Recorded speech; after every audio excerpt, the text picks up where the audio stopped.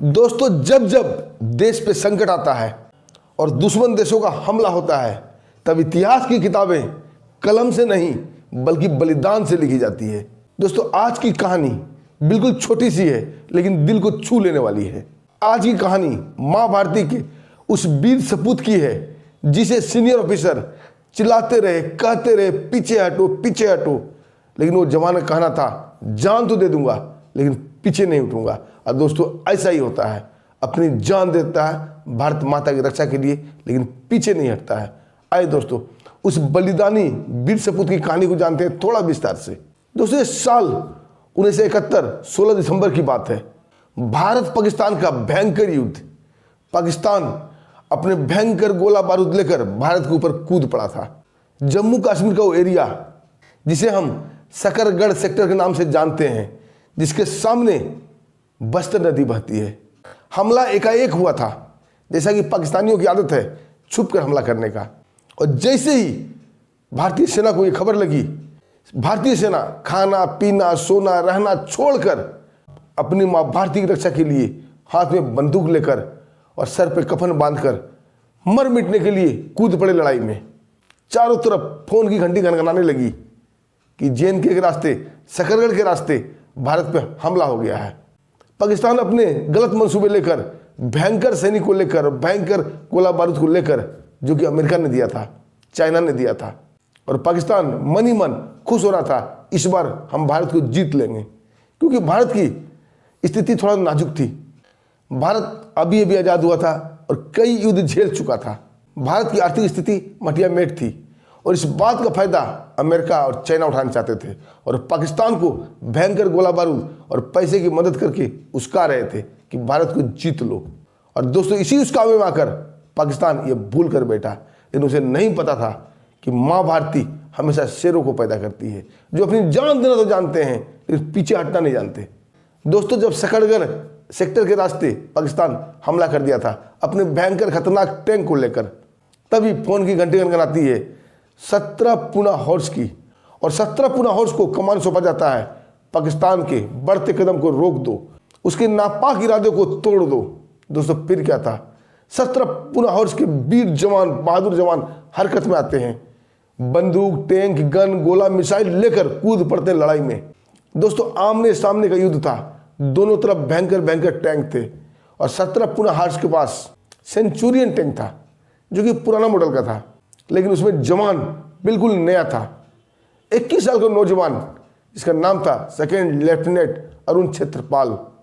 देशभक्ति का जज्बा दिल में लिए, मरने और मारने की बात को दिल में लिए, कुछ कर गुजरने का जज्बा उसके पास था और अपनी टैंक सेंचुरियन को लेकर आगे बढ़ता है। लेकिन दोस्तों, थोड़ा ही देर बाद पासा पलट जाता है। भारतीय फौज की एक रेजिमेंट 17 पूना हॉर्स और उसके सामने पाकिस्तान की विशाल सेना।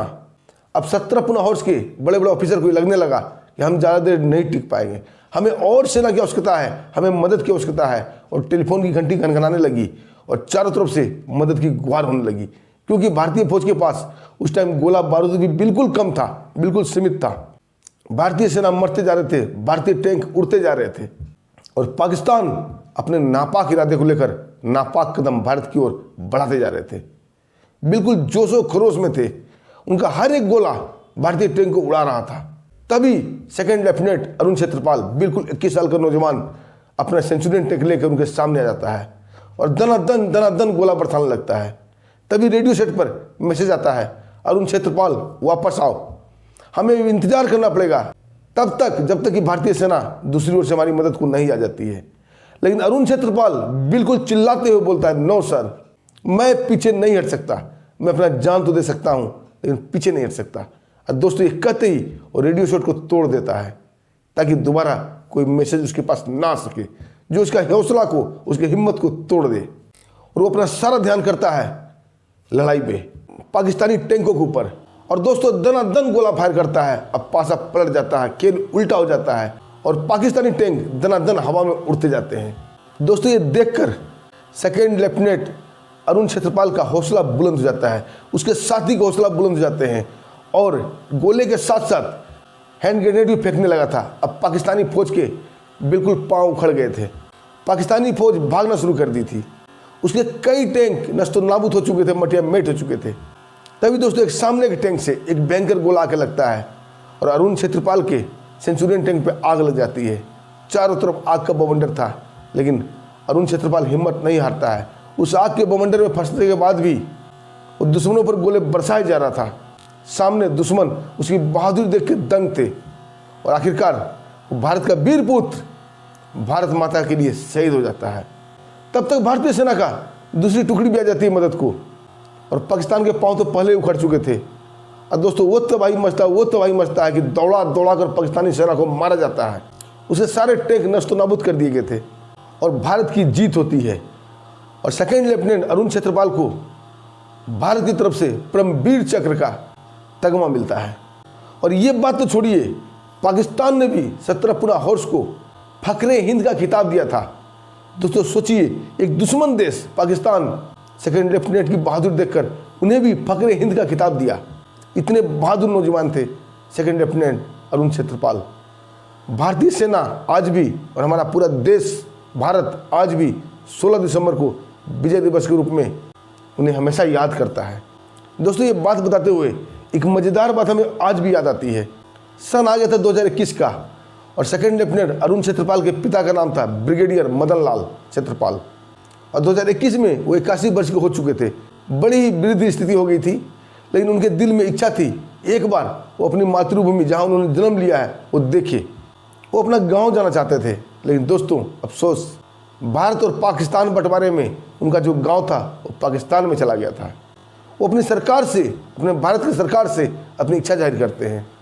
और दोस्तों सरकार ट्विन ट्रेन डिप्लोमेटिक एफर्ट के तहत उनका पाकिस्तान जाने का व्यवस्था करती है और ब्रिगेडियर और रिटायर्ड ब्रिगेडियर मदन कुमार क्षेत्रपाल पाकिस्तान जाते हैं। पाकिस्तान में उनका भव्य स्वागत किया जाता है। उनके स्वागत के लिए पाकिस्तानी सेना के 13 लांसर के ब्रिगेडियर KN नासर साहब आए थे। KN नासर साहब उसे अपने घर ले जाते हैं। उनकी अद्भुत सेवा की जाती है, अद्भुत स्वागत किया जाता है। ब्रिगेडियर मदन क्षेत्रपाल भी हैरान थे कि पाकिस्तान में उनकी इतनी अद्भुत व्यवस्था, इतनी अद्भुत स्वागत कैसे हो रही है, क्यों हो रही है। दोस्तों 3 दिन ब्रिगेडियर KN नासर के यहाँ रुकते हैं। जब उनका आने का वक्त होता है तो ब्रिगेडियर मदन क्षेत्रपाल भी भावुक थे और KN नासर भी भावुक थे। उनकी आंखों से आंसू टपक रहा था और ब्रिगेडियर KN नासर रोते हुए बोलते हैं कि साहब मुझे आपसे एक बात कहनी है। मैं बहुत दिनों से कोशिश कर रहा था ये बात मैं आपको बताऊं, लेकिन कोई व्यवस्था नहीं था, कोई बातचीत का व्यवस्था नहीं हो पा रहा था। आज आप मेरे सामने हैं, आज आपसे मैं एक बात कहना चाहता हूं ताकि मेरा दिल का बोझ हल्का हो जाए।